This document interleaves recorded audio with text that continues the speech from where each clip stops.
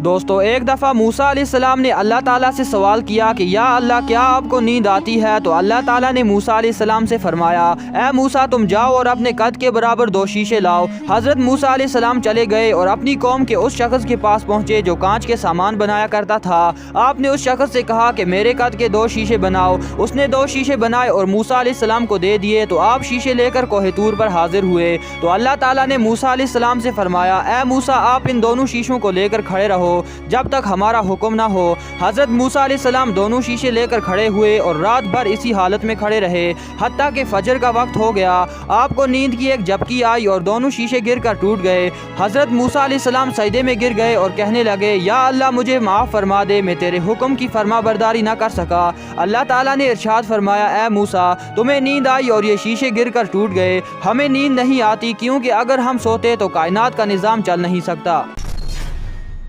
کیا آپ جانتے ہیں کہ انسان کو مرنے کے بعد کتنی چیزوں کا ثواب ملتا رہتا ہے؟ تو چلیے بتاتے ہیں۔ دوستو جب انسان مر جاتا ہے تو وہ کوئی عمل نہیں کر سکتا لیکن اسے 3 عمل کا ثواب قبر میں بھی ملتا رہتا ہے۔ پہلا صدقہ جاریہ، یعنی جب وہ زندہ تھا تو اس نے کوئی ایسا کام کیا جس سے لوگ فائدہ اٹھا سکیں۔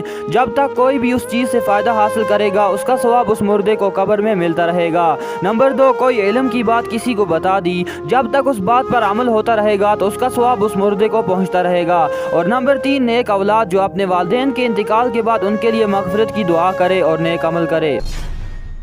کیا آپ جانتے ہیں کہ ہمارے نبی نے مکڑی کو مارنے سے منع کیوں فرمایا ہے؟ تو مکڑی وہ جانور ہے جس کے نام سے قرآن میں ایک مکمل سورت ہے، سورہ عنکبوت۔ اور جب طالوت نامی ظالم بادشاہ نے حضرت داؤد علیہ السلام کو قتل کرنا چاہا تو حضرت داؤد علیہ السلام ایک غار میں چھپ گئے۔